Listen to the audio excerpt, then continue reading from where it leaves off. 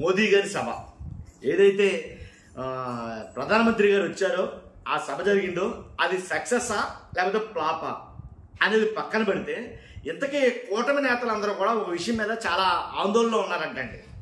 ఎందుకంటే ఇంత సభ grand success చేసాం, ఇంత చేసాం, అయినా కానీ ఒక ఇంత ఆందోళనలు అయితే ఉన్నారంట. ఎందుకని వాళ్ళలో ఆ సంతోషం అయితే లేదంట.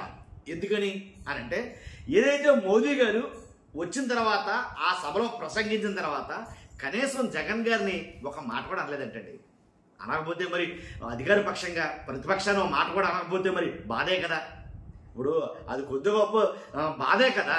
కాబట్టి ఆ విషయంలోనే ఒక ఇంత వాళ్ళంతా కూడా కూటమి నేతలంతా కూడా కూటమి నాయకులు అందరూ కూడా చాలా బాధలో ఉన్నారు అని అయితే కనుక కొన్ని వర్గాలు మాట్లాడుకుంటున్నాయి. ఏంటి ఆ విషయం మాట్లాడే ముందు ఫస్ట్ నాదో రిక్వెస్ట్ ఉంది, లైక్ చేయండి. లైక్ చేస్తే నిజాలు ఏంటి అనేది ప్రజలు తెలుస్తాయి, ఎక్కువ మందికి ఇన్ఫర్మేషన్ షేర్ అవుతుంది. కొత్తగా మన ఛానల్ చూస్తే పక్కాగా సబ్స్క్రైబ్ చేయండి. మీ అమూల్యమైన అభిప్రాయాన్ని కామెంట్ రూపంలో తెలియజేయండి ఈ వీడియో మీద. కాబట్టి జగన్ గారిని కనీసం ఒక తిట్టైనా తిట్టలేదు మోదీ గారు, జగన్ గారిని తిట్టలేదంటే మోదీ గారు. కాకపోతే ఎంత చేస్తే కనీసం అధికార పక్షంగా ప్రతిపక్షాన్ని విమర్శించాలి కదా, కనీసం ఒక విమర్శ అయినా చేయలేదంటండి మోదీ గారు జగన్ గారిని. అసలు ఏ మాత్రం ఒక మాట కూడా జగన్ గారి గురించి మాట్లాడలేదు, వైసీపీ గురించి ఒక్క మాట కూడా మాట్లాడలేదు.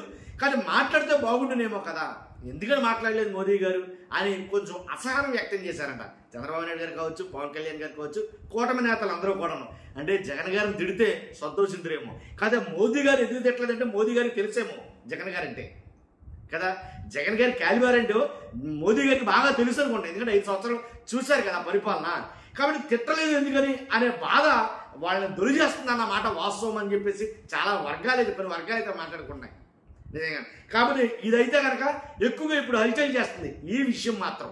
ఇది మోదీ గారు ప్రతిపక్షంగా ఉన్న జగన్మోహన్ రెడ్డి గారిని కనీసం ఒక్క మాట అయినా మాట్లాడలేదే అని. కాకపోతే ఏంటంటే ఎప్పుడు వచ్చినా సరే ఇదేనే కాదు, జగన్ గారి గురించి మోదీ గారు ఆంధ్రప్రదేశ్ పర్యటనలకి దేని నిమిత్తం వచ్చినా సరే ఎందుకని జగన్ గారిని ఒక మాట కూడా అనడం లేదు. ఇంతకుముందు అంతే ఎంపీల సపోర్ట్ కావాలి, వాస్తవంగా ఉన్న విషయాలు మాట్లాడాలంటే ఎంపీల సపోర్ట్ కావాలి. కాబట్టి జగన్ గారిని టచ్ చేయొద్దు, జగన్ గారి జోలికి వెళ్ళొద్దు, జగన్ గారికి మనం విరోధం పెట్టుకోవద్దని పైనుంచి ఆదేశాలు ఉండేయట. మోదీ గారి దగ్గర నుంచి కూడా ఆంధ్రప్రదేశ్ బీజేపీ వరకు ఆదేశాలు ఉండేయట. కానీ అటువంటిది ఇప్పుడు ఎంపీల సపోర్ట్ కూడా అవసరం లేదు, ఎందుకంటే ఎంపీలు కూడా తగ్గిపోయారు, ఇప్పుడు కూటమి కూడా ఎంపీలు పెరిగారు. కాబట్టి ఇప్పుడు ఆ సపోర్ట్ కూడా లేదు. అయినా కానీ మోదీ గారు జగన్ గారిని ఏమీ ఆడకపోవడంతో చాలా విస్మయం గురయ్యారంట మొత్తం అందరూ కూడా. ఎందుకని జగన్ గారి విషయంలో అంత సానుకూల దృక్పథం ఉంది మోదీ గారికి అని అంటే కనుక మోదీ గారికి జగన్ గారు అంటే ఏంటో పూర్తిగా తెలుసు అని కొన్ని వర్గాలు మాట్లాడుతున్నాయి. ఏం తెలుసు అని అంటే కనుక ఏదైతే అప్రాతిహతంగా దేశం మొత్తం ఏకఛత్రాధిపత్యంగా పరిపాలించినటువంటి సోనియా గాంధీ కాంగ్రెస్ పార్టీ లాంటి వాటిని ఆంధ్రప్రదేశ్లో కోకటి వేళ్లతో లేకుండా పగిలించేశాడు ఒక జగన్మోహన్ రెడ్డి గారు. వాళ్ళ మాటే నువ్వెంత అని లెక్క చేయకుండా పాదయాత్ర కానీ ఓదార్పు యాత్ర కానీ బయలుదేరి బయటకు వచ్చేసినాడు.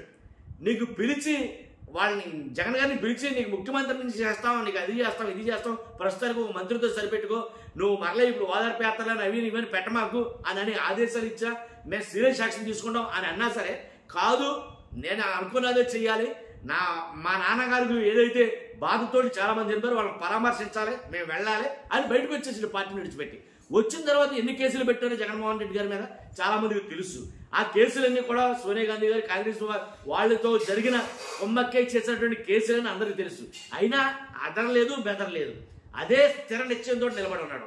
కాబట్టి మోదీ గారు ఇవన్నీ చూశాడు కాబట్టి జగన్ గారి ఏంటో తెలుసు కాబట్టి, జగన్ గారి విధానం ఏంటో తెలుసు కాబట్టి, జగన్ గారి ఆ పద్ధతి ఏంటో తెలుసు కాబట్టి ఎప్పుడు ఆంధ్రప్రదేశ్కి వచ్చిన మోదీ గారు జగన్ గారిని కనీసం ఒక మాట కూడా మాట్లాడరు అని రాజకీయ విశ్లేషకులు చాలా మంది మాట్లాడుతూ ఉంటారు.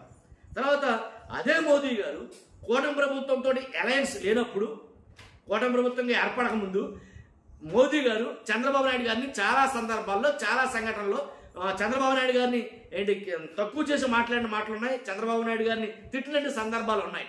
ఏంటంటే నీకు అది ఒక ఏటీఎంలా తయారైపోయింది అమరావతి, పోలవరం, కాబట్టి దోచేస్తున్నాడు చంద్రబాబు నాయుడు గారు. ఇలా కొన్ని మాట్లాడితే కనుక నరేంద్ర మోదీ గారే ఆయన నోటంటే చంద్రబాబు నాయుడు గారి గురించి మాట్లాడిన సంఘటనలు సందర్భాలు చాలా ఉన్నాయి.